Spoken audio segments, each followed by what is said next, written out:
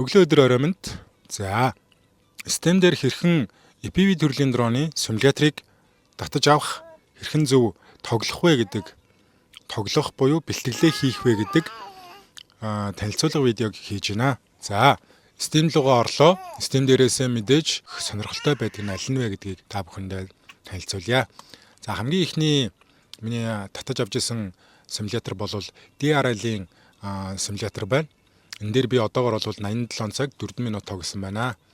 За, дараачих нь болохоор lift off-ийн симулятор байна. 23.8 цаг тоглосон байна.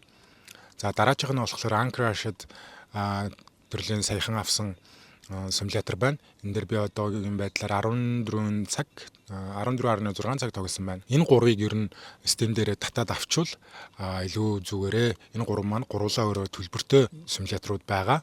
Дараагийн дугаард контроллерыг симуляторт хэрхэн холбох вэ гэдэг бичлэгээр уулзцгаая.